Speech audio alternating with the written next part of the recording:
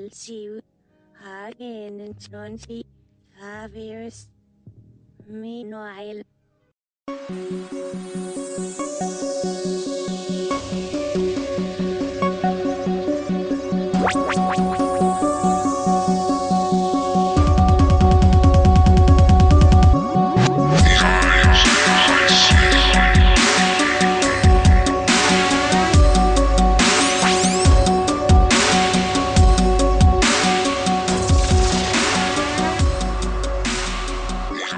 Welcome to a very special episode of Nerdynomicon. This is part one of our countdown to Twin Peaks. And if I've edited this correctly, you guys are hearing this episode the morning of the reboot, the relaunch, the new life of Twin Peaks. You guys should be hearing this on Sunday. If I've done everything right and, you know, the Black Lodge hasn't sucked me in and fucked with space and time. As long as that hasn't happened. I'm Robbie. And with me tonight is our YouTube personality. I'm Holly. So, Holly, this is the way we're going to be doing this. You and me, we're going to be sitting here talking about the series. Right. We're going to talk the shit out of this series. Not like it probably hasn't already been talked out, you know, the shit talked out of it. Well, it's been 26 years since the series ended. 25 since we've gotten any sort of Twin Peaks. Right. 25, a quarter of a century, and that's so significant to the story of Twin Peaks, too. That's why I can't believe this, man. I cannot believe this is happening. Right. And I'm 31 years old, so I've been waiting for this moment for 12 years, because I did not watch Twin Peaks for the first time until I was 19, and even then, it was kind of spotty. Mm-hmm. I just happened to rent a couple of the VHSs at just a local Blockbuster. They didn't even have all of them there, so I didn't even completely know what was going on, but I was hooked. Luckily, they had all of the VHSs for, well, almost all of them, for the main story for about 2/3 of the series, which is obviously the murder of Laura Palmer. Mm. And thank God they had the final VHS, because I got to see that horrifying, horrifically amazing final episode. Mm-hmm. But we're going to be touching on all of that. Episode 2, which is going to be about midweek for you guys, is going to be featuring Aaron O'Brien from the Synthaholics. You guys might remember him from that episode that we did a couple of months back, Kind of a Lot of Comics. This guy is not only an authority on comics, he's an authority on Twin Peaks. And we're going to be talking Fire Walk with Me. We're going to be talking about, even up to this point, the worst reviewed movie in the history of the Cannes Film Festival. Really? Which, to this day, I believe it still holds the record as of the worst reviewed film of all time. That's at least as far as Cannes Film Festival. Right.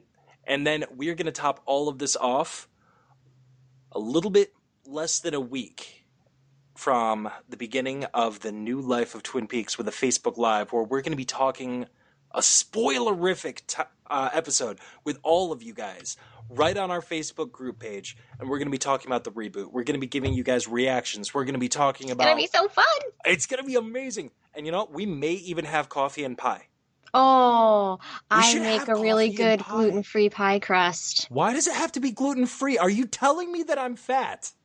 No, but if I want to partake, it's going to be gluten-free. Touche. All right, fair enough. I got Holly's over there. Oh, I gotta have the gluten-free, even though my pie crust is delicious. I trust you. She's got a pie that'll kill you. Makes a damn fine cup of coffee. Damn fine and hot.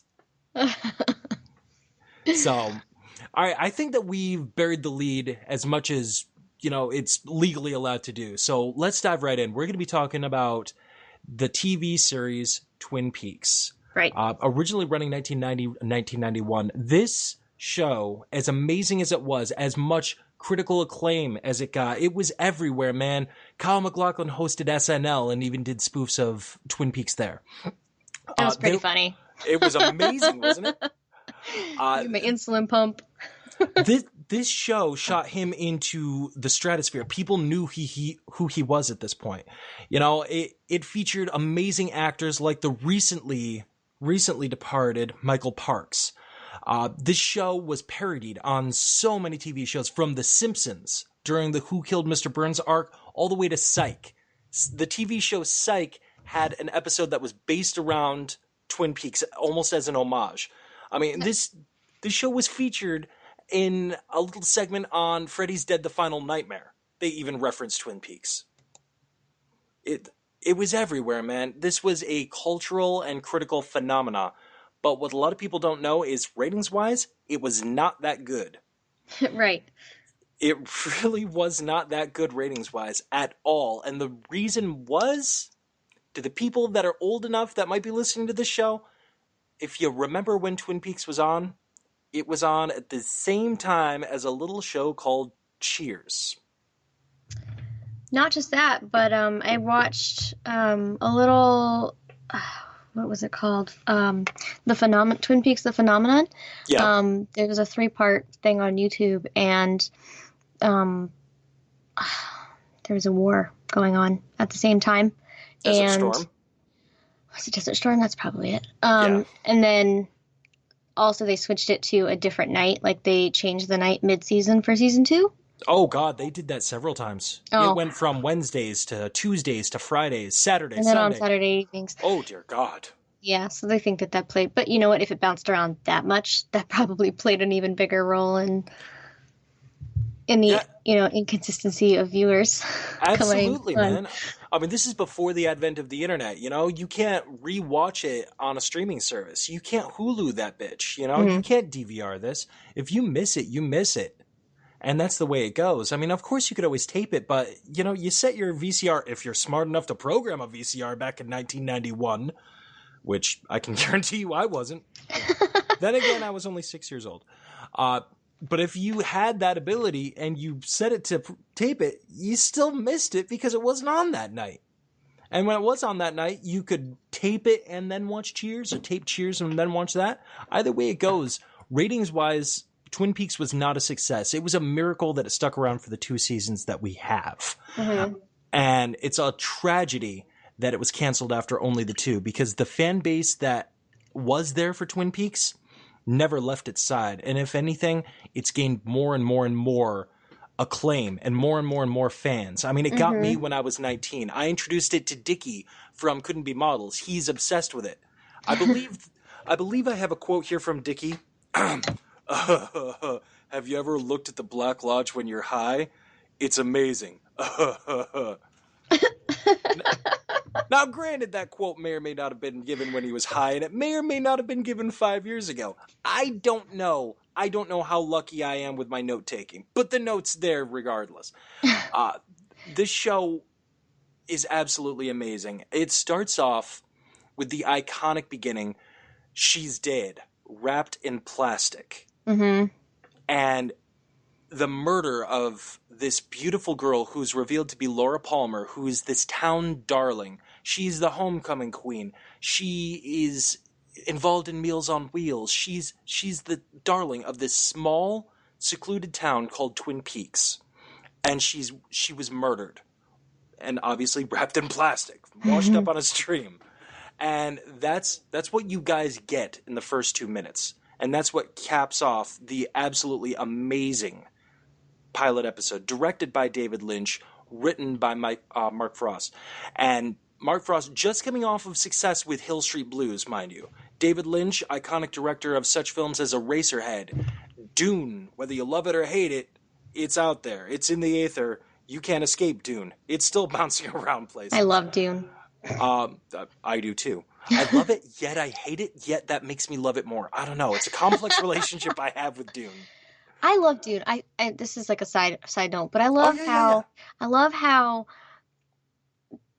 he made it so that you heard their inner voices and like the inner dialogue, and it's done nowadays and it's just really stupid and irritating, but I feel like it was, I don't know. It seemed, how do I put it? It was realistic, the way they would have conversations in their own heads, or, The internal monologue, you mean? Yeah. And nowadays when you get like, you get narrations over things, and they're like, Yeah. I don't know. I think that's probably my favorite thing about Dune, actually. Is that kind of weird?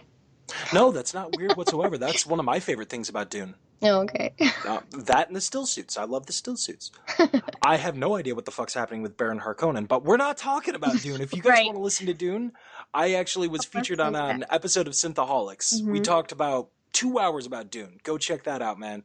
We're talking about Twin Peaks here, and this show, absolutely fantastic. Okay, pilot episode introduces us to way before Comey, way before anything that's going on right now. We had a look inside the FBI through the eyes of Dale Cooper, played by Kyle MacLachlan, who is almost like an FBI mystic.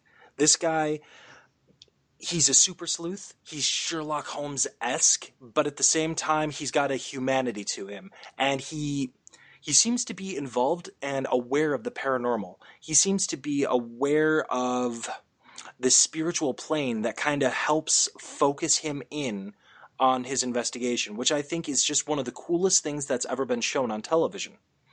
Because you don't see things like that very often. Everything is always very black and white, cut and dry. You know, Especially if you're an mystery, FBI it's grounded. agent.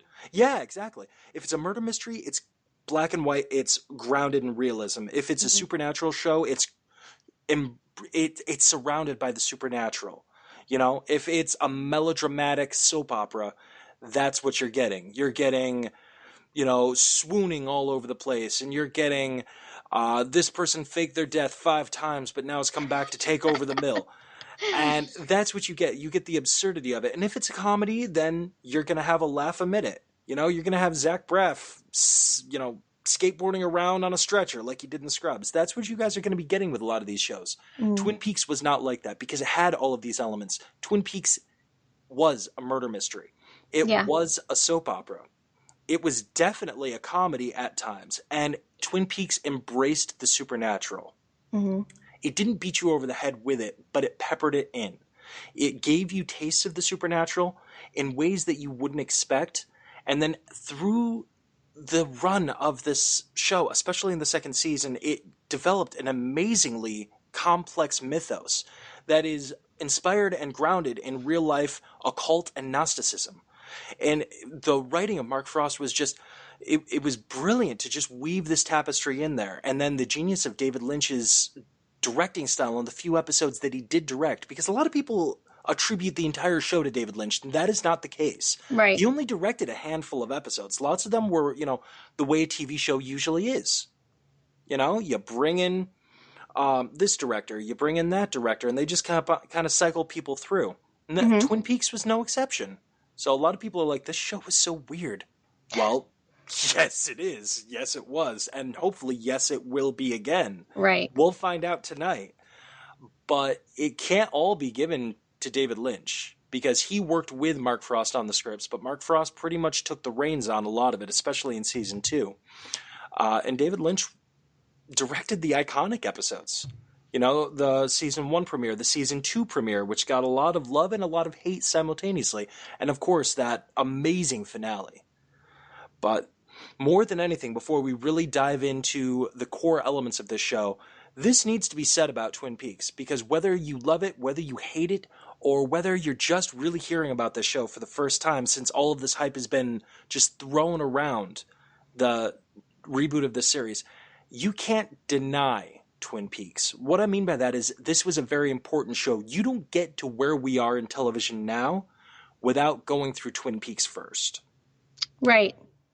I mean, that cannot be overstated. The way they tell a story, what they did on television, it laid the groundwork for what we have now as far as our own entertainment. Every once in a while, you have a TV show that comes along and does this. You know, our generation, we had Buffy the Vampire Slayer. Again, love it or hate it, that show was iconic, and it was cultural, and it was appropriate, and it was important for the times. It coined such phrases like the big bad. So when you're watching TV series right now, like for instance Supernatural or The Flash or something like that, and you have that overarching story, you will even hear on the show itself people refer to them as the big bad. When people are discussing it, they refer to that main villain for the season as the big bad. That was coined by Buffy the Vampire Slayer. You know, calling their group the Scooby Gang, that was coined there. Shows like that are incredibly important for television and media as a whole to progress, and Twin Peaks was no different. You don't get to the X-Files or Sopranos or Mad Men, Breaking Bad. You don't get to any of these shows without Twin Peaks. Twin Peaks, the way they told a story, the melodrama that they used, the comedy, it broke all the rules while inventing and then bending and breaking their own rules all in the same episodes, man. Mm-hmm. I definitely agree with that. So, now that I've sucked the dick of Twin Peaks, man, I think it's time to jump into the core of the matter. Right. As I said a couple of minutes ago, the series really kicks off with the murder investigation of Laura Palmer. Mm-hmm. Dale Cooper comes to this small, sleepy town of Twin Peaks. What I love about this show is how super saturated the colors are through the majority of it. Now, we'll touch on a couple of times when the lighting differs, when the scene gets darker. Mm-hmm. But for the majority of this show, it seems to be super saturated. It seems to be hyper realistic. And I think that that's a key component of this town, Mm-hmm. is how upbeat in 1950s and golly gee willikers it is. Because that's what it really feels like, doesn't it? Doesn't it feel like in the early 90s this was taken directly out of the 50s? Well, yeah, I mean, it was supposed to be, a very cheery place to be, and, Mm-hmm. you were supposed to be welcome and feel like home there, whether it was if you were from the big city or not. So I'm sure obviously it was intentional. But Definitely. yeah, I agree. Definitely. So a town frozen in time, which mystifies Dale Cooper as he's traveling in here. Right. So he begins the investigation, Kyle MacLachlan giving just amazing performances, especially in that pilot episode. Mm-hmm. But you start to dive into the life of Laura Palmer. And as previously stated, this was the town darling. Everybody knew her. Right. Such a small population in this town. Everybody knows everybody else, and everybody's involved in everyone else's business. Everybody loved this girl. And from the moment she was washed up on shore, Mm-hmm. I just had a feeling that I wasn't going to like her. I know it sounds weird, but because obviously, you're supposed to have sympathy for the dead. Right. But I don't know. I was just like, there's something weird about this. Something's not right about that. Yeah. So I was not drawn to her at all. I understand that completely. Holly, you just recently got done with this. As a matter of fact, I think you just wrapped up with the series for the very first time. Mm-hmm. So a lot of this stuff is fresh. Mm-hmm. And what you haven't done is watched Fire Walk with Me. Correct. You might have a completely different perspective on Laura Palmer after watching Fire Walk with Me. Very possible. It's very possible. It may just solidify your own opinion of her. You may have a completely different view of her. Mm-hmm. Because while this girl is the town darling, the deeper that Dale goes into the investigation of her murder, the more inconsistencies you seem to see with that charming, sweet, small town girl sweetheart, Mm-hmm. the homecoming queen who you find out over the course of this series was addicted to cocaine, was involved in selling cocaine with some of the local gang members. Mm-hmm. She was a prostitute at a bordello in Canada. Because keep in mind, this series takes place in a sleepy small town in Oregon. Oh, Oregon. Yep, it's in Oregon. It's in the Pacific Northwest. So Bigfoot's roaming around there somewhere. You may or may not see him. I don't know. But he's roaming around there somewhere. So there's a bordello in Canada that she works as a prostitute in. This girl is involved in extortion. She's involved in all of these things. And you find out through the course of this that not only is she involved in all of these things, potentially murder as well, she's also had a very tragic life. Mm-hmm. Because she has been pursued, molested, raped, and tormented by someone that she refers to as Bob throughout the majority of her life, at least since adolescence. Yep. So, as this investigation's unfolding, you're also introduced to a lot of other characters in the town, and I use the term characters very loosely. You've got the femme fatale played by Audrey Horne. Mm-hmm. You have her plucky best friend Donna. You've got her boyfriend who's cheating on her, but is still very jealous that Laura was cheating on him with another guy. You've got Bobby. You've got Shelley, the beautiful, absolutely gorgeous, and also very much abused Diner girl. Diner girl, thank you. I'm like, what is that word? Diner. Fuck. You've got Leo, who is a bad guy to say the least. He's a drug runner. He's a weapons runner. He is the abusive husband of Shelley. You've got her secret boyfriend, James, who's also having a fling with Donna and realizes after Laura's dead that Donna's his true love. Mm-hmm. You know, you've got all these things going on. All of these characters are intersecting in their lives. It's all this melodrama. But at the same time, everybody is still, in their own way, trying to figure out exactly what happened, because this murder shook the core of the foundation of this town. And it almost seemed to shake all of the skeletons in all of these different closets out. Mm-hmm. And I think that's why, at least for me, when I was watching it, you know, it was easy to throw speculation at almost anyone, because they all had these things about them that were like, okay, well, that's kind of weird. That's my eye on uncomfortable. you. I don't care for that, right? Mr. Fancy Pants. Mr. Fancy Pants therapist. Oh, yeah. Yeah, her therapist? What the fuck, man? And, you know, it bugs me. You know, if you wear those 3D glasses, the red and blue glasses, if you wear them when you're not looking at something 3D, like, that affects your eyes. So he's in this whole series, he just wears those glasses, and I'm like, how did you get away with that? Like, how is your eyesight? And, you know, to me, that was another allusion to the 1950s as well, because remember in Back to the Future, that one dude in Biff's gang that was always wearing those 3D glasses all over the place? No, I don't remember that. Well, just trust me that he exists then. Oh, I believe you. I'm just throwing out a reference and you're like, no, I don't remember that, but continue Sorry. on, jerk. Shiggity shake, shaking your head at me. Well, just trust me then. He's out there. He's somewhere in the world. I'll take your word for it. Dude's an actor. I don't know. So you got that guy going on. Mm. I think at this point, because we're talking about the surrounding effects and everything, we're talking about the core secrets of Laura's life, we need to touch on the mysticism too, because beginning in episode 3, Dale Cooper has a dream. Mm-hmm. And in this dream, he gets a narration from a guy that calls himself Mike. And he gives one of the creepiest little monologues ever. I mean, the very first time I heard this, it stuck in my brain and I could quote it verbatim ever since. Through the darkness of futures past, the magician longs to see. One chance out between two worlds, fire, walk with me. Now, Fire Walk With Me was actually written on a note at Laura's murder scene, and it was written in the blood of the killer. Mm-hmm. So that was very significant there as well. And as I previously stated, she was tormented by a guy named Bob since early adolescence. And in this dream, you're seeing Bob, this nasty-looking guy with scraggly, greasy hair that's looking terrified of this guy Mike's narration. It's such a weird scene. Mm-hmm. And directly after that, when they're kind of talking about where they fit in as far as like in each other's lives, Mike and Bob.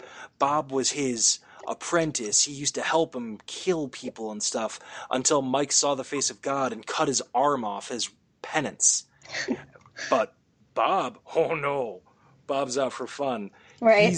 He's going to keep on killing and shit. Directly after that, you're transported into this all-red room with black and white floor. And you're seeing a dancing little person played by Michael J. Anderson. I mean, I had already known who this guy was because he played Samson on Carnival. So I've seen him before when I first watched this. But for many people, this is one of the first times you ever saw him. And he's dancing all around, and you're seeing Laura Palmer sitting there and Dale Cooper looking like an old man. Mm-hmm. And it's just one of the weirdest scenes that you've ever seen because they move and speak in reverse, but then that reverse is flipped around, and it makes for a very, very disjointed conversation. Motion, yeah, motion and conversation. And he starts to give Dale some cryptic clues as to what's going on. Like, that gum you like is going to come back in style. And that phrase came back in style later on in the series. In a big, bad way. Alludes to the fact that the girl sitting next to him, who is Laura Palmer, is not actually Laura Palmer. Right. It's his cousin, and she's filled with secrets. Mm-hmm. So then the little man starts dancing around, and Laura whispers something in Dale's ear. And Dale comes to the realization, I know who the killer is. And then starts But I snapping can't his remember. fingers. But I can't remember. Yeah, fucking convenient plot device. Fucking convenient. Come on.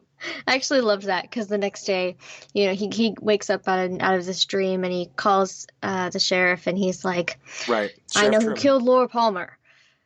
It can wait till tomorrow. And then they get there and he gives the whole dream and he goes, and then she told me who murdered her. And they go, okay, who was it? And he's like, I don't remember. Like, yes. And I'm just sitting there like, dude, really? Really? It was hilarious. I thought it was great. Now, as I'm sure other people did too. Oh, I loved it. I absolutely loved it. I'm sitting there going, really? That's real convenient. But I love this so much. Mm-hmm. Just keep stringing me along, Kyle MacLachlan. But I need to pause right now on the plot of this because I want to talk about Bob. Okay. Bob was an accident. Bob was never intended to be a part of this show. What ended up happening is Mark and David were creating a murder mystery. It was somewhat inspired by a real-life unsolved murder that happened in a small town that Mark Frost used to vacation at when he was a child. But it was also in no small part inspired by the death of Marilyn Monroe. And the murder of Laura Palmer was never supposed to be solved. And it was always supposed to have supernatural elements, but Bob was not a factor of it until they started shooting. What happened is a set mover named Frank Silva was moving a couple of things around and they were falling behind schedule, so they started rolling and he got trapped in the scene. So as they're shooting this one very, very emotional scene with Laura's mom, she happened to see Frank and start screaming. And if you watch that in the last 2 minutes, I think it's in the last 30 seconds, but at least the last 2 minutes of the very first episode, the pilot episode, if you look at Laura's mother when she's having the dream, when she wakes up, if you look at the mirror in the upper left-hand corner, you're going to see Bob in that mirror. That was unintentional. The script called for something else. What it was, I do not remember. It may not have even been described, but she saw Frank Silva, who's the actor, and started screaming. The response was so good, and David liked the look of him in that mirror so much that he wrote him into the series. Into the show. Yes. That was the casting of Killer Bob. That was the creation of the Killer Bob persona in Twin Peaks. It was pretty all an accident. And it's amazing that they could work with something like that. Like such a curveball. I mean, seriously, could you imagine you show up to work one day and your whole job is moving a dresser from point A to point B, putting it down, waiting 2 hours, then doing the same thing, moving this here, moving that there. You're just hired to pick up shit and move it around. Being paid God knows what, but dude, you get to be a part of a production where everybody's making pretend for a living. Right. You know, that is the fucking dream. In no small part are you a part of this, man. There are no small roles. So he's doing this day in, day out. That is his job. And all of a sudden he messes up and gets trapped in this scene and just happens to be in the shop completely by accident. An offense that many people probably would have been fired for. Right. You know, or something today probably would have been just CG'd out. You know? Yeah. But no. In the world of David Lynch, in his crazy fucked up reality, he sees that and he's like, nope, rewriting the script. We're going to use that. We're going to use that. We're going to make you a central figure. And that was the creation of Killer Bob. I just thought that was amazing. I wonder if Leland was still the murderer before they thought up Bob. It's hard to say. It really is. Spoiler alert. We're gonna have spoilers all over the place. I was gonna say we've already talked about like the end of the show. So yeah, exactly. So I mean, spoilers for a show that ended a quarter century ago, I guess. Even though I felt like I did a pretty good job at keeping the killer a secret from you, Holly. You did, yeah. So. Yeah, Leland was inhabited by Bob. Bob is a demonic entity that inhabited him. And I think if people are listening to this They're probably listening to this to get ready for the reboot. Probably. So they're waiting for all the Probably. information anyway. Yeah, there may or may not be a couple of people out there that are like, I don't know, I'm here in Twin Peaks. Maybe I need to click on this and find out what this is about, because this is the road to Twin Peaks that he's talking about right here. Yeah. Well, yeah, dude, but it's a quarter century too late, man. Dude, we all know who the killer is. Wikipedia is a thing, bro. That's true. So, yeah, well, spoilers throughout. But yeah, Leland was inhabited by Killer Bob. In the finale of season 1, Cooper ends up getting shot and is laying there bleeding. While all of the mystery that we've been talking about, all of that stuff is it's dispersed throughout the entirety of this entire mystery. But here is a key thing. He gets shot by a masked assailant, falls down. That's how season 1 ends. Yeah. Gets canceled. Season 2 comes back because of protest, because of outcry, because of love from the fans. They bring it back. And they bring it back with the first 15 minutes of the season 2 premiere. Now, this is such a contested 15 minutes because I loved it. Mm-hmm. Most people I know love the first 15 minutes. Lots of other people really, really hate it because it is so slow. Yeah. It's literally 15 minutes of a super old dude who is appropriately nicknamed Senior Drill Cup. Coming and just bumbling around and not helping this call for poor help man who's your bleeding milk's out getting on the cold. floor. Yeah. You ordered warm milk. Can you set it there and call the hospital? Your milk's getting cold. Okay, thanks, dude. I mean, seriously, what else do you say to that? He's asked for the police and for the ambulance like 5 or 6 times. Yeah. And that finally he's just like, whatever. Yeah, exactly. Like, have a great night. And then he leaves, and then he comes back, and he's like, you really ought to drink your milk. Yep. He's like... And my personal favorite, he comes back, I've heard about you, and gives him a thumbs up. And you know what? Something tells me that's how I die. Somebody randomly coming in going, I've heard about you. Something tells me that something's going to happen to me and I'm going to die bloody, okay? Like, I get shot by an angry fan, like somebody coming up, you never say a bad word about Justin Bieber or the Fantastic Four movies, and then just pops me and I'm laying down there dying, okay? Or, I get into a bad vehicular accident because I'm looking out my window and I'm like, that is one hell of a billboard for season 15 of Twin Peaks. Because, we're going to keep the love. We're going to keep this going. David Lynch, I'm in your corner, buddy. And I fly through the window and I'm bleeding out. That's how it's going to happen. I'm going to die bloody. But the important part is before I go, there's going to be an old man and I'm going to be pleading for help. Dude, please, I'm not ready to go yet. Can you just get some help? I think I can be okay. I can manage. Just get me some help. I've heard about you. And flashes me a thumbs up. Well, hopefully that's not for a very long time. Yeah, what do you do in that position? Seriously. You there like, do exactly what Cooper did. You just give him a thumbs up back. Yep. But hopefully what happens to him does in fact happen to me, because the old man disappears and a giant appears in front of Cooper and offers him 3 pieces of key information. And once Cooper finds all 3 of these things to be true, the giant will give him the possession he chooses to take back, which ends up being Dale's ring. Mm-hmm. Ring disappears, giant disappears.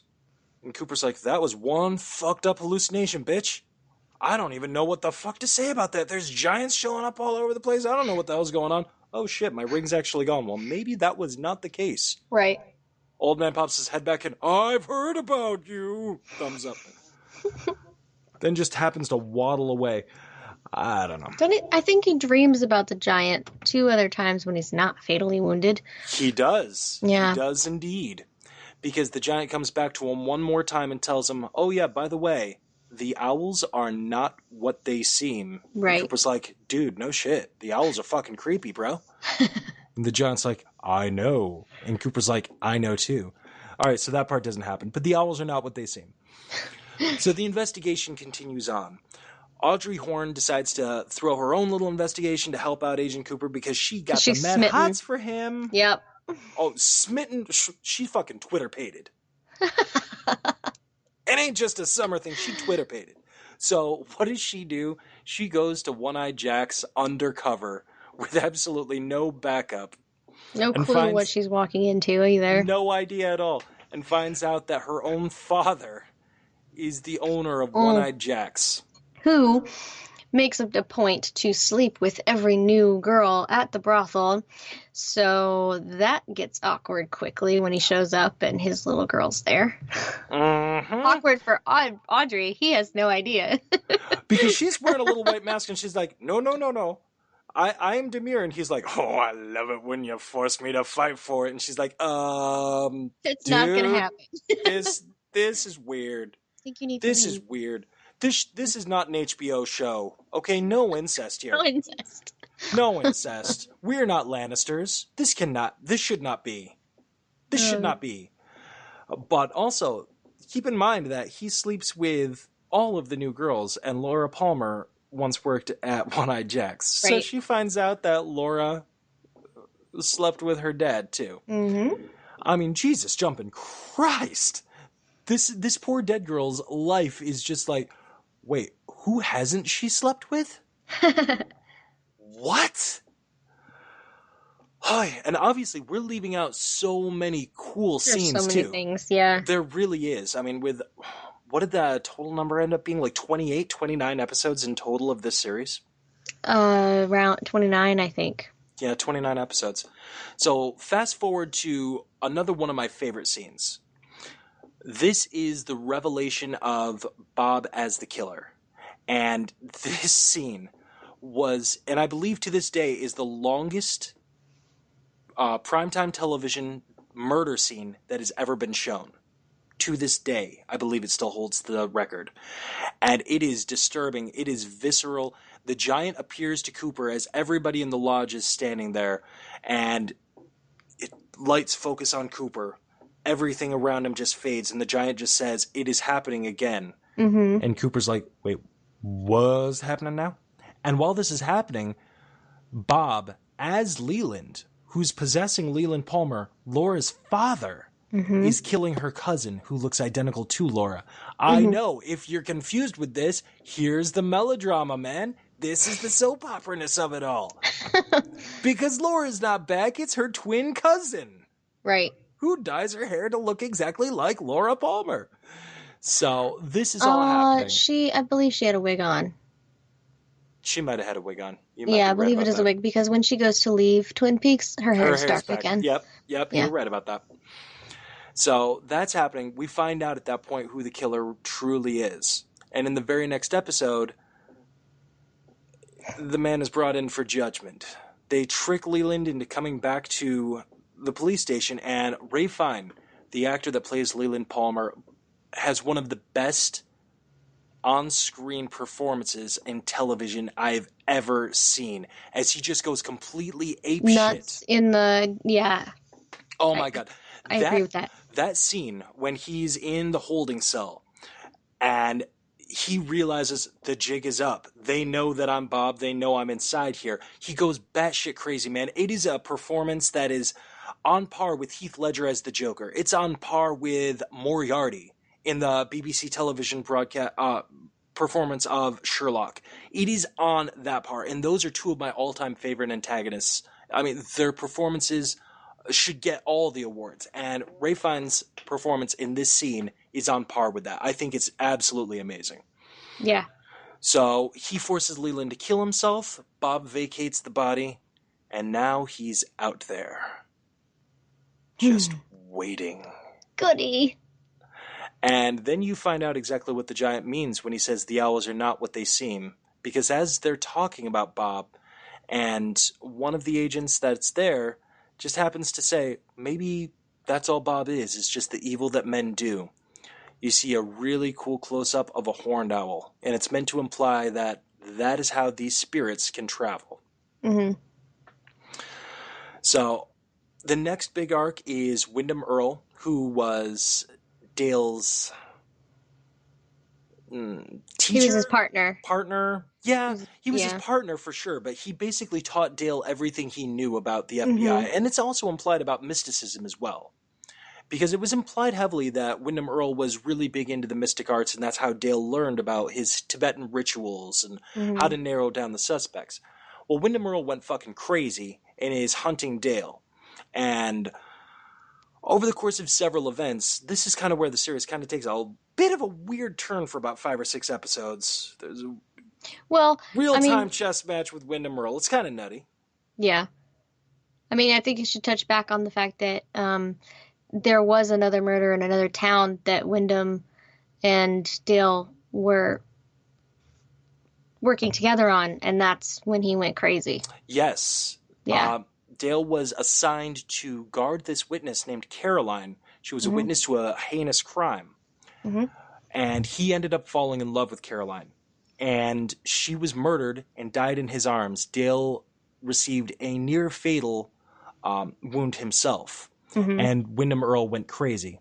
Here's the key thing. That woman, Caroline, was Wyndham Earle's wife. And you find out later that who she was going to turn witness on was Wyndham Earle. Exactly.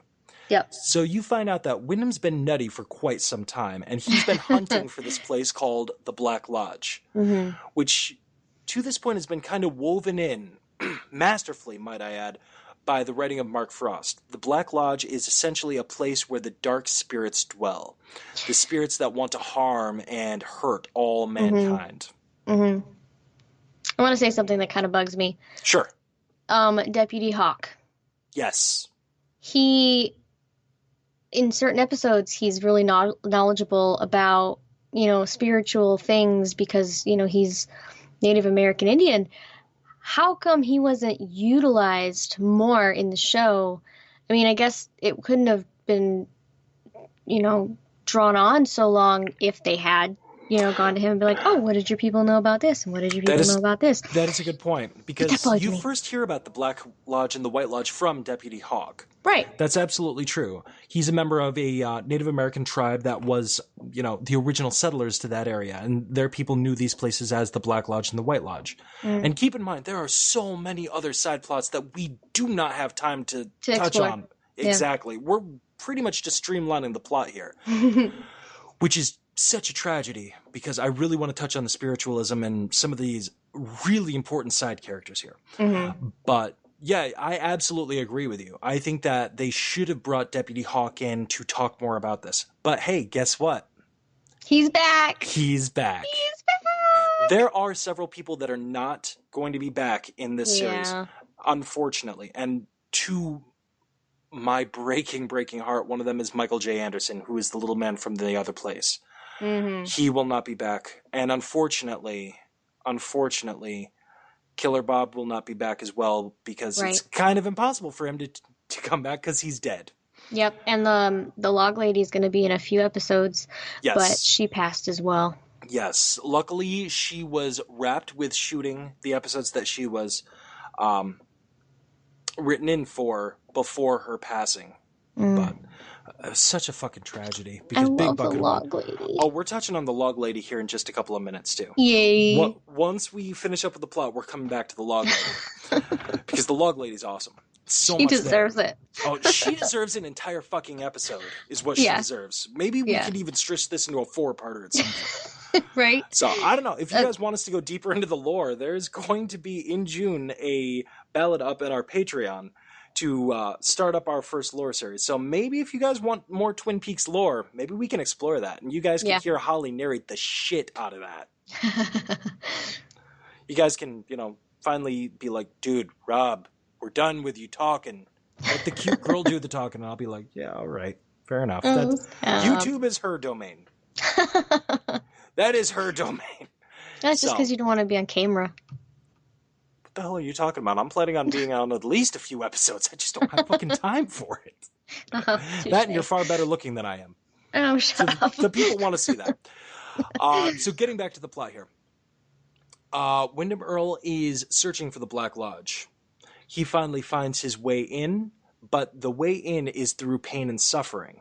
It's The way to the Black Lodge is through pain and suffering. The way to the White Lodge is through love. And it sounds cliche I thought it was and through weird. fear.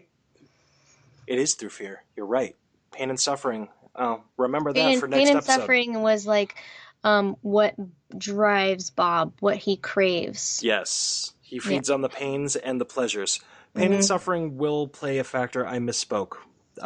Tune in for the next episode about pain and suffering as we eat us some cream corn. So it is fear. I asked for no cream corn.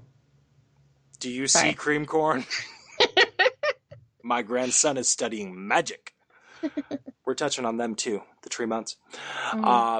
So Wyndham finds his way into the Black Lodge. Dale follows him because Wyndham has taken his love interest, Dale's new love interest, played by Heather Graham.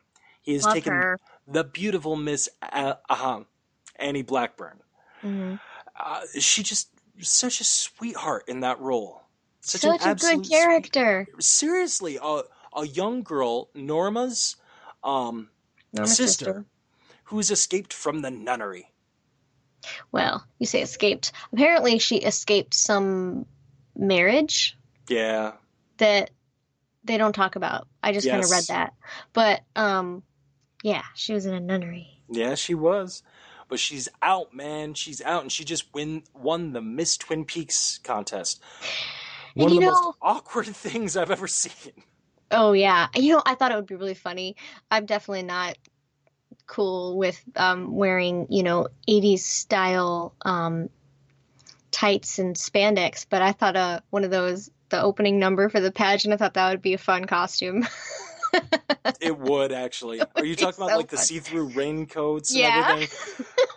Oh my god. But they have the awful 80s like spandex unitard thing going on where like the bottom goes like way up over the hip bone. It's not participating in that. Sorry. I swear to God, every time I see that unitard, all I can think of is Flashdance. And she's not even wearing that in that scene, but that's all I could think about. Right. Same style, though. She's got tights and then a unitard. Right. Yeah. So now we're on to the final episode now, and we're going inside the Black Lodge. We're going in for the final half hour of Twin Peaks that we were ever going to get. And until I wasn't tonight. sure. I wasn't sure how that was going to work because I felt like Annie's character, being so full of life and love and just coming from the nunnery, I felt like, if you go to the door and you are afraid, you go to the Black Lodge. If you go to the door and you have love, you go to the White Lodge. So I was waiting for like her to get taken into the Black Lodge, and then I was waiting for Cooper to be taken to the White Lodge because he went in for love. He wasn't scared. He was like determined. So I thought that was strange how they talk about that, but then that's not what happened. So I don't know. Interesting you say that, because now we're going to be going into some lore and some speculation territory here. Oh, do you want to finish talking about the episode first? Oh, no, because all of this is metaphorical, man. All of this. The original script for this episode was supposed to be a very strange black and white scene that involved Cheryl Lee, who plays Laura Palmer, attacking Bob, who's dressed as a dentist, and all of this weird shit's going on. Wyndham Earle's dancing and whatnot, and he saves Annie and escapes. And all of it was supposed to be in black and white. The scene that we got, the scene that was in Twin Peaks, the final half hour, was all improvised in one all-night shoot by David Lynch. Everything was improvised. And in this scene, we get so many answers, yet so many questions. So many more questions. Oh my God, seriously. Now, what you said is true about one emotion opens the door to the White Lodge, one door opens the door to the Black Lodge. Also remember what Deputy Hawk says. All souls must pass through the Black Lodge on their way to the White Lodge. And if you face your dark self, your shadow self, the dweller on the threshold, with imperfect courage, it will utterly annihilate your soul. Right. So that is, it sounds almost like their version of purgatory and purification on your way to heaven. So does that mean that because Cooper was valiant, that he's got a fighting chance for speculatory. He's got a fighting chance against Bob. Theoretically, yes. So we enter the Black Lodge in a very strange scene that happens to involve a jazz singer singing the fact that Glastonbury Grove, which is the door to these lodges, is under some sycamore trees. Mm-hmm. You got a jazz singer that's basically giving us what we already know, a bit of exposition in musical format, which I'm fine with because it gives us the opportunity to see the little man from another place dancing again. It's cool. So, we're sitting down and we're treated to more questions and a little bit of answers. As the little man tells him flat out, the next time you see me, it won't be me. Mm-hmm. This is the waiting room.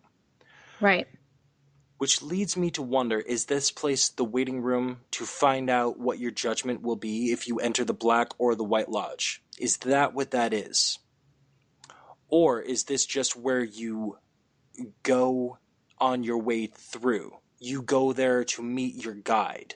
Almost like Virgil in Dante's Inferno. Is that maybe the location? Then you're tweeted to a couple of old friends. Senior Drill Cup is back and delivers coffee to Dale Cooper. Mm-hmm. So Dale picks it up and then looks back, and Senior Drill Cup is no longer there. It's the giant, who then turns, sits, and says one and the same. Which leads me to believe that Senior Drill Cup was the embodiment or the avatar or the host to the spirit of the giant, the same way that Leland Palmer was to Bob. Mm-hmm. I think that that's pretty clear and cut right there. Well, I mean, in the same area, you also then see Laura again. Yes. So I felt like they were all the same, not just the two. Which is a possibility. Which is definitely a possibility. But also, think about what he said, one and the same. Maybe he was also talking about the lodges. Maybe the Black Lodge and the White Lodge are the same place, but the dwellers inside manifest depending on who you are.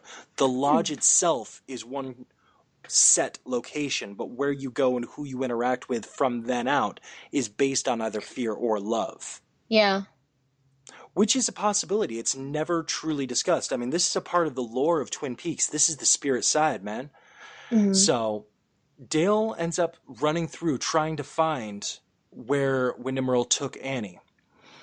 And over the course of this, he stumbles upon the little man from another place with grayed out eyes.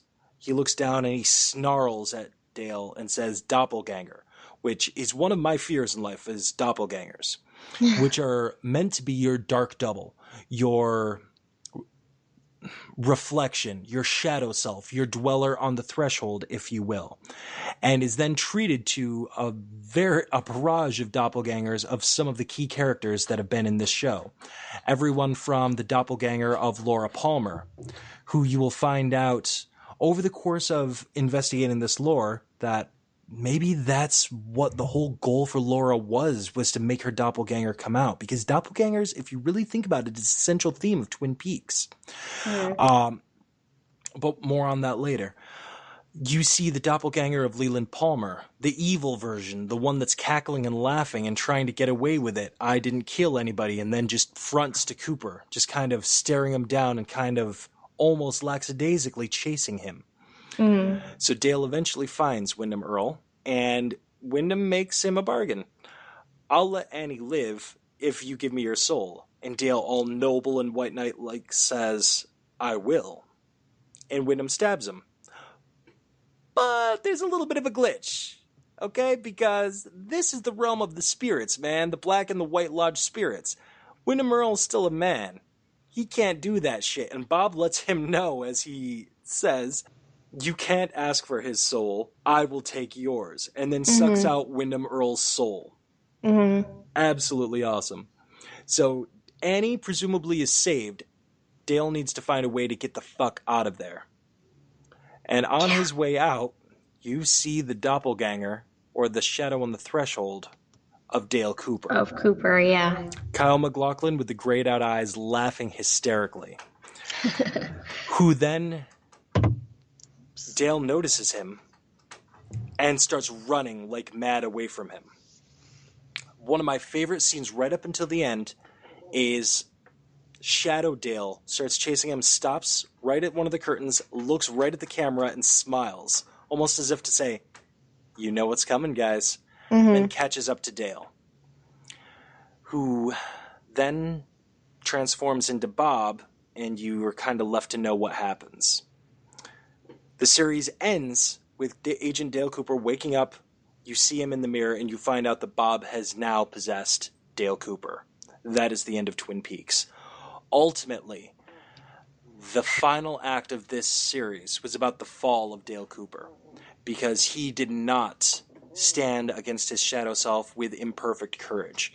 Instead, he was so quick to run back to Annie, or at least this is one theory of it, so quick to run back to Annie that his ultimately led to his downfall. No matter what way you look at it, you're seeing the unfortunate fall of one of the coolest characters in television. And we got no more. We got no more until tonight. It's gonna be good. It's gonna be so good. It's gonna be damn good. Is bad. Damn good. Sorry. And hot. So we've got a little bit of time left here on this episode. I mean, hell, this is a podcast. We can go however the fuck long we want to, but we're not gonna talk you guys' head off. At least not now, anyway. We got 2 more episodes to do that. So let's talk some lore and let's talk some questions. I've seen this series about 5 or 6 times now, and I still have questions, but I've got so many theories as to what's going on. And unfortunately, until the series is said, done, and completely closed out, I don't know if we're ever going to get the perfect answers that we're looking for. Right. But hey, speculating's half the fun. That's why people love Dark Souls, right? Let's talk about the Log Lady. She's one of your favorite characters. I love the Log Lady. What makes you love the Log Lady? I'm right there. I'm not challenging you. I just want to know. I don't know. Her mystery. I'm sure that's pretty much it. It's not that she's all-knowing. Like, I don't know. That's a hard question. Why do you like the Log Lady? Because the Log Lady is crazy. But is she crazy, or is she crazy like a fox? Because she does seem to know a lot about what's going on. The owls are in the roadhouse tonight. Turns out Senior Drill Cup is there. Right. You know? Yeah, no, I think she knows a lot about what's going on. Right. And what makes you, I don't know, either like or hate, love or hate her, is that everything she says is a puzzle. Yes. And you have to, even if you spend all your time deciphering what she's saying, you're not going to figure that out. Now, let me ask you this. She's huge. They call her the Log Lady because she carries around a log that actually kind of looks like 2 of the branches sticking up are like, almost like arms reaching toward the heavens. Do you think that she's actually talking to her log, or do you think that she's just a little nutty? I think she's totally talking to her log. I do too. Do you think that the log is answering her back? I think that she's hearing something, and if she thinks it's from the log, then that's on her. It comes across as, I think, yes, she's listening to her log, but that doesn't necessarily mean the voices are coming from the log. She just kind of associates that log with these voices that she hears. Are you ready for some tinfoil hat time? Sure. All right, so we talked about one plot point, and I specifically left it out when we were recapping the plot of the series. Okay. Dale Cooper got shot. We find out about, at the midway point of Season 2, who shot Dale Cooper. And it ended up being Josie Packard, who is not only the first person that we meet in the series, she's the first face that we see in the pilot episode, but she's not, her story hasn't been exactly all that important throughout the broad scheme of things. Right?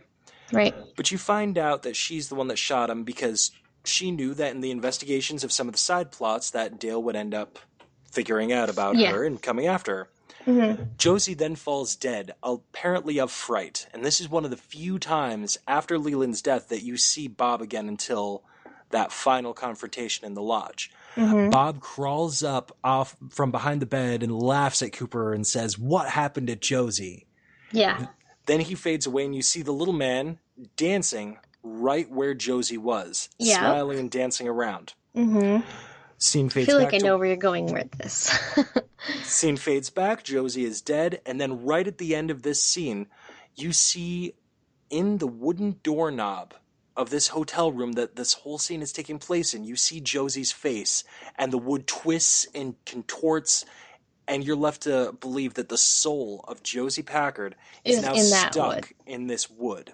The story of the log lady is she had a husband. They had a very short marriage, and he was a woodsman working out at that mill, and then died up near Glastonbury Grove, which is where the door to the Black and the White Lodges is. My theory is, what if he's in the log? What if not only that, he's also one of the spirits that is now in that lodge, and he's chosen to inhabit that log? What if he's one of the spirits there, or what if his soul just got trapped in the log just the same way that Josie's did? So what if she actually is talking to the log, and the log is her husband? She's attached to that log because she still loves her husband, and her husband is the log. Yeah, I can accept that. Completely unconfirmed, but I just think that theory is so cool, and it lends another level to the mystery of Twin Peaks. You know, it's never explained how that happened or why that happened, why they would stick a soul inside of a piece of wood just to keep it there for all of eternity. But I think it's so interesting that the Log Lady story could tie so directly to the mythos behind the lodges. Well, I mean, the mill was a big deal. Yes. And the big bad, the big evil has been there for years and years and years. And that's, I think it's mentioned by the Bookhouse Boys that, it was a secret society that we forgot to mention. We did forget to mention that. Twin Peaks has a secret society. I think they mentioned that, they have all these great things and it all comes with a price. Right. And so I'm sure that this big bad has been there for a while, and maybe the mill, maybe the lands around, that the mill chopped down and you utilize the wood for, maybe those are all souls. Maybe there are souls in those trees. I didn't even think about that. Who knows? I mean, in all honesty, they do make reference to there's something evil in those woods, and the Bookhouse Boys, going back as far as any of them can remember, have always stood against what they call the darkness in the woods. But what if the fact that this small podunk town in the middle of Oregon, that's constantly surrounded by fog and has the charm of the 1950s, that surrealist, gee golly gosh darn dang it charm, apple pie everywhere, old Americana, nothing seems to matter. What if that perfect facade of a town is their reward, or just the way that they allow things to be, but the darkness is the price? Right. The dark spirits are the price of that. But I think that's it. But I love that idea of what you're talking about, the mill. I mean, they even make reference to the land around that mill, which is called Ghostwood. Oh my God, you literally just brightened my eyes to a whole new level of this. I love it. This is part of the beauty of Twin Peaks, is so much was left unresolved. There's still so much to speculate over. And even more so once we get to Fire Walk with Me, which, again, Aaron O'Brien's going to be my guest for that episode, and he slates that as one of the most terrifying movies ever made. I'm excited to watch it because you said that a couple days ago, and I'm like, okay. It is the stuff of nightmares if you allow it to be. Okay. There are so many spirits in this town. You mentioned about the cream corn earlier. Just because they're going to be important to the next episode, I want to touch on the Tremonts. A grandmother and grandson seen for probably about a total of a minute and a half in the beginning of season 2. A really weird interaction. This grandma just seems to talk cryptically about cream corn, and she doesn't want cream corn. Then the cream corn disappears and shows up in the grandkid's hands. Right. And that grandkid's studying magic. And he's just a little weirdo. And then they go back and they're not even there. And it's funny because I was watching by myself and I was talking to myself, but that's beside the point. Are you sure you were talking to yourself and not a log? Maybe I was talking to the furniture. When she got in there and the kid wasn't talking and the grandma just kept looking at the kid in this, like, I don't know, there was just a vibe and I was like, something's not right here. I don't know. Didn't you kind of get the feeling that the grandma was afraid of the kid too? I did, yeah. Because I really got that sense. Mm-hmm. And I'm not sure if that's going to be important or not. Honestly, I think I'm talking about going forward now. Yeah, no, I think at least learning what you had said about how they took and created Bob's character out of this random thing that happened. Mm-hmm. I'm sure every little thing is important. You know, orchids could be super important, even though that was like only 3 episodes where they talked about orchids. Mm-hmm. You know, that could come into play again. Absolutely it could. I mean, this is David Lynch, man. Right. You know, and I think the creativity is boundless. And right. Yeah, I'm sure that those two are important. It wouldn't have been, they were there and it wasn't even the woman who received the Meal on Wheel. And why was this woman who gets Meals on Wheels not home? Right. Exactly. It doesn't make sense. So exactly. It's going to be important. I believe that it will. And I'm excited to see Andy and Lucy's child.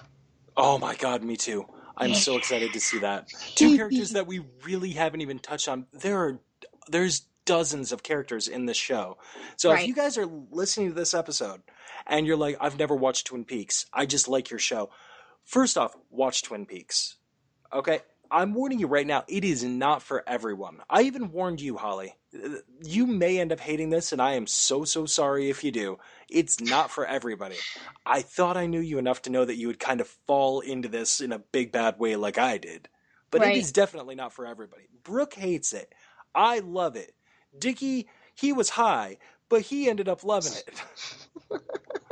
Lots of other people hate it. And that's the thing about David Lynch, is he's so divisive. You either love what he does or hate what he does. Very few people fall down in the middle. I am one of those people. Lots of times I fall down on the middle. I love Dune, but I hate Dune. But I also love it because I hate it so much, and hate it because I love that one thing. It's weird. Mulholland Drive, I still have no idea what the hell that movie's about. But I haven't seen it. It helped. Well, you're not missing much on that one. But just my opinion. But here's the thing about David Lynch. He was a painter through most of his early life, and he said multiple times that he became a filmmaker because he wanted to see his paintings move and come to life. And that's beautiful. I thought that was so poetic and so hauntingly beautiful. And watching things like Twin Peaks, and you know, eventually with the next episode when we talk about Fire Walk with Me, the multiple meanings behind that movie, or multiple ways you can take it, all come down to interpretation of a painting. Mm-hmm. You know, and I absolutely love that. And I love how he doesn't hold your hand through absolutely everything. Right. You know, it would be cool at this point, after a quarter of a century, to find out, hey, Robbie, you were right about, excuse me, let me do my David Lynch in Twin Peaks impression. You were right about the log lady, Robbie. You know, it would be really awesome. I can hear you. I can hear you. You did know that was David Lynch, right? Yeah, I did. Okay. So it would be really cool if, for fans, he gave acknowledgement that some of our, at times out there, theories ended up being correct, and that is truly what everything meant.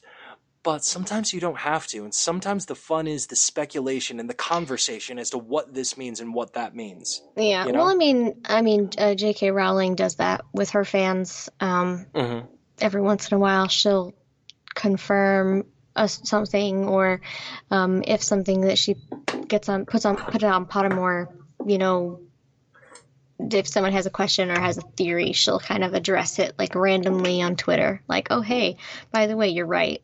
Like, Kind of like with that's Dumbledore's cool sexuality. for them. I mean, it was Yeah, speculated for so long that Dumbledore was homosexual. And then right, finally, like a decade later, she's like, oh yeah, he's totally into guys. We're right, like, I knew it! right. Does not change the way that I read that book, but I knew it. I Yeah, know so that that would be cool if Dumbledore loved he... the Dumble pole. I knew all that. The what? The Dumble pole? Yeah, I said Okay. that. You did. I did. For And shame. Holly's over there. Yeah, well, Dumble don't. Okay? Basically. Yep. Holly's over there. I love Harry Potter so much. You better dumble with caution, bitch. And I'm like, I'm sorry, Holly. I didn't mean it like that. I swear to God I didn't. I love Harry Potter too. But, I mean, what you just said is a great parallel. I don't need to be spoon-fed every little bit. You know, sometimes it's cool to give that acknowledgement like, yeah, that's actually what I was going for. But you could also read it this way. I don't think we're going to get a whole lot of that with David Lynch. And I don't even need confirmation on a lot of the old theories. What I do want is expansion for the world that's already built. And we're going to be getting that, for sure. Because the band is back together. Both Mark and David are here. Right. And I think that I feel like the two of them will probably have open ears and play off of things that are proposed and speculated. And, you know, obviously they wouldn't take someone else's idea, but I feel like, you know, if they're thinking one thing and they hear this thought, they're going to go, oh, you know what? We could work with that. Right. You know? Right. So that'll be cool. I mean, this is such a beautiful, amazing series. You know, the concept of doppelgangers is throughout when you look at it. Mm-hmm. You know, taking Laura Palmer and her cousin Maddie, who both played by Cheryl Lee, the incomparable Cheryl Lee in this role. They basically wrote Maddie in just because they wanted more Cheryl Lee on screen. Right. Because they casted her for a couple of pictures to be a corpse and to do a little dance on a tape that they used for evidence. But they realized, no, we need more Cheryl Lee. So they brought her in. And both of them ended up getting killed by Killer Bob. Mm-hmm. And if you look at it, she almost becomes a doppelganger of Laura herself. But in a completely different way. The darker that you see Laura get, you know, you see her as this beautiful, pristine, wonderful, amazing person. And then when you look deeper in the investigation, you find out how dark and seedy her life was. And, you know, how tortured she was. And then you see Maddie, this starry-eyed, happy, concerned girl who literally, out of the goodness of her heart, showed up just to take care of her aunt and uncle because she loved them so much and she loved her cousin so much. And everybody used to think that they were twins. You know, she is not the dark double, but the light double of Laura Palmer. Yeah. You know, I mean, the concept of doppelgangers is throughout.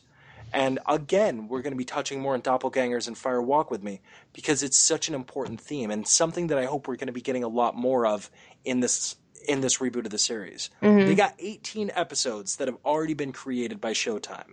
Right. And it is not confirmed. Not confirmed. I know this because I dove into it. It is not confirmed that this will be the only 18 episodes. They have left a little bit of room to come back, but they said that we will be happy with the resolution.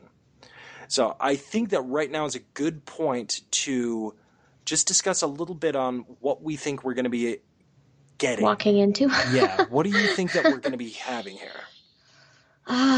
Keeping in mind who will be back, who will not be back, and obviously who's dead. Well, I know that Heather Graham's not going to be back. And I only know that yes, because I saw it on, like, Twitter.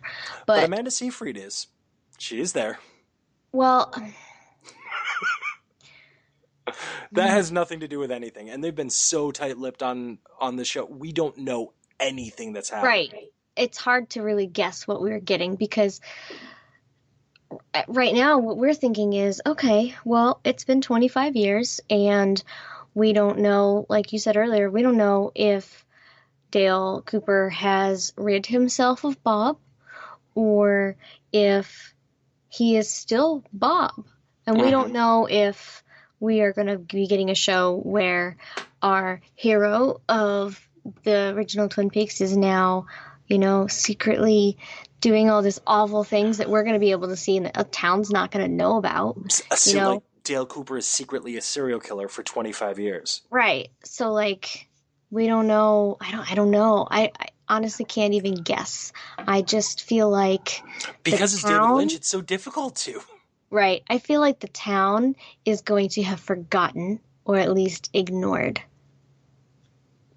Do you know what I mean? Like the way you were talking about, it's like preserving the town in like the 50s era. I feel like they're just going to revert back to everything's hunky dory. And the trailer doesn't really look like that. But that's what I feel like they would do. It has a dark and sinister look. It does. And what I mean about that dark and sinister look is the majority of this show, as I said way back at the beginning of this episode, was shot with that hyper realism, that super saturated look. But every scene with Bob in it and every scene inside the Palmer house was so dark. And so ominous. That ceiling fan just kind of going by. It kind of gave me an aversion to ceiling fans for a while. I'm like, oh, ceiling fan, Killer Bob's around here somewhere. This ain't good. This ain't good. Radar's going off. And you can tell when things are rough because of the way it is shot. And in some of those shots in the trailers, because there's a few of them out, sometimes it looks very super saturated and very happy, almost like the original version. And in others, you're seeing something dark. Yeah. Even a touch of shaky cam when you see the Laura Palmer home. It makes me wonder if maybe we're looking through the eyes of someone dark. Maybe. Now, I also want to ask you, what do you think the true nature of Bob is? And maybe they're going to touch on this because, obviously they're not going to be bringing back Killer Bob, or at least in that role, because, his actor is dead. Right. Well, I don't know, because it's hard for me to really think about Bob, because when I think or see Bob, I always expect to see a contrast. And, Mike wasn't. They were both bad guys. They were. So what? Operative term there is were. Right. So I feel like there should be other entities that are opposite. And, like the giant. Well, yeah, I guess like the giant. But, he really, I guess that makes sense. So I guess when I think about Bob, I guess now I can think kind of about that. So if we're thinking of his true nature, in what sense? Well, I guess I'm just kind of wondering, just because Leland's description of him is, he remembered this man. He used to flick matches at him and say, you want to play with fire, little boy. And then when Leland was crying and confessing, and that scene, that amazingly acted scene, the one that I was fawning over earlier, like a little schoolgirl, he words it this way: he came at me, he opened me, and entered me, and I said yes. Right. Which, it made me wonder, was Bob an eternal spirit? Has he always been a spirit? Or is he perhaps a lonely soul? Was Bob perhaps a killer in life and never passed on, or found some way to enter the Black Lodge and become something more? Cease to be corporeal and enter the spirit world in an incorporeal form where he becomes an inhabiting spirit. I guess, was he ever a man, or is he just an evil spirit? Well, I think we should ask Hawk. I think we should ask Hawk. Abso-fucking-lutely. I think that his people would know. And, those hieroglyphs, hieroglyphs, I guess that's the right term. The carvings have, okay. So those have to date back for a while. And they involved a short man and they involved a tall man, i.e. the midget and the giant. Mm-hmm. So the duality, if you will, the doppelganger of each other, if you will. Mm-hmm. See, it all comes together. It's all circular here. Like a little ring, maybe? Right. Kind of like the one that was taken from Dale, who he got back from the giant. Mm-hmm. Like a ring? I don't know. But I think that it's definitely an interesting question to ask, because also confirmed in the casting list is Cheryl Lee.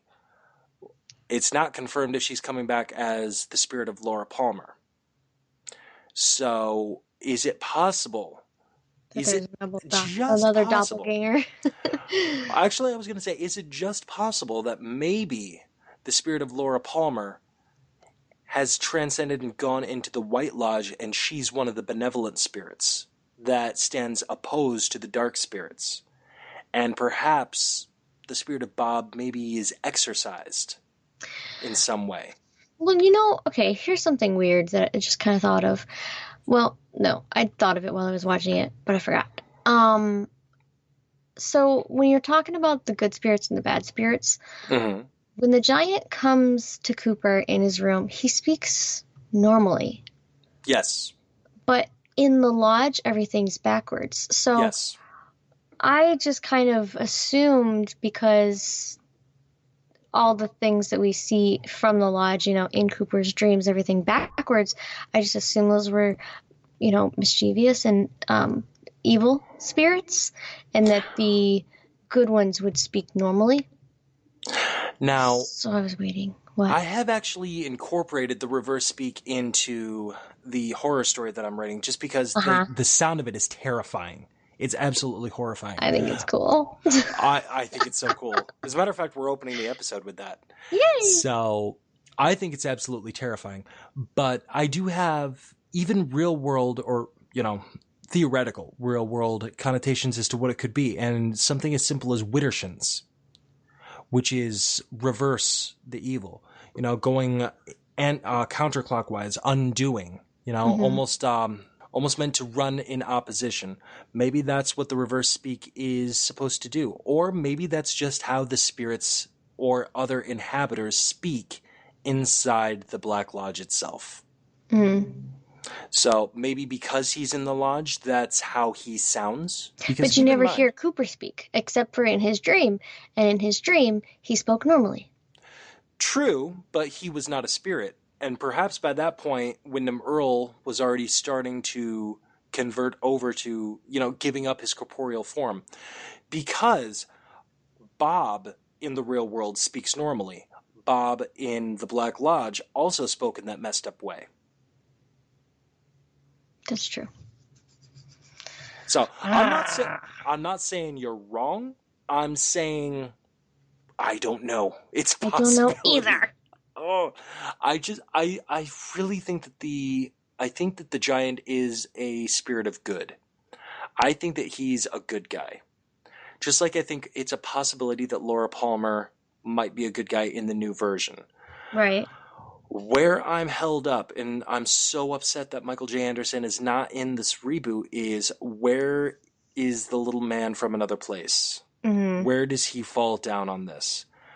Because he seems to be malevolent, but yet beneficial, because he does give clues to figuring out Laura's killer. But he says, the next time you see me, I won't be me. So I imagine he was getting written off the show anyway. It's a possibility. Although he might have been talking about and warning about the doppelgangers. The next time you see me, it's not actually me. It's my dark double. Maybe that's I'm not saying that that's true. Maybe they're going to use that bit of dialogue to explain away why he's not in the show. The next time you see me, it won't be me. Hey, I told you it won't be me, but it's me. How you doing? I'm a little man from another place, only I'm played by this guy now. Right. So maybe that's what they're going to end up doing. I don't know. So many questions. So many questions. And you know what? In less than 12 hours, we might have some answers. Right. What do you think, Holly? Is this a good stopping point? Because the deeper we go in, We're just going to keep going and going. We're not only going to keep going and going, we're going to have to start bringing in Fire Walk With Me in order to kind of prove some of my... And not some donuts. Prove, but we're going to have to strengthen my argument for some of my theories. And I can't do that until we get to Fire Walk With Me. Right. Which is going to be our next special episode, again, with Aaron O'Brien from Synthaholics. It's going to be out in a couple of days, guys. You guys have plenty of time to catch up on the ending of Twin Peaks, watch the pertinent episodes, and get involved in this reboot, man. Get involved with it. It's on Showtime. First episode drops. It's a 2-hour episode, and then they're going to be so nice and give us 2 additional episodes streaming directly after that. So we're getting 4 fucking hours of Twin Peaks tonight, man. This is happening to us. Bangarang indeed. Bangarang! Bangarang Rufio. And all of this is just going to culminate with our Facebook Live. And it's going to be all 3 of us sitting down there talking about our theories, how they may have changed, talking about the reboot. It's going to be crazy, man. And who knows? Maybe there will be coffee and donuts. Yeah, there'd have to be. You can't talk Twin Peaks without it, man. Right? So that's going to take us out of it. If you want to join the discussion, if you like what we're talking about, you want to contact us, you can email us, nerdynomicon@gmail.com. Join the group, because that's how you're going to be able to see our live show, facebook.com/group/nerdynomicon. And if you like what we're doing, if you want to help us explore the Black Lodge further, and hear Holly do an entire episode in reverse speak, that would be loads of fun. It would. If you want us to do that, patreon.com/artfulgremlins.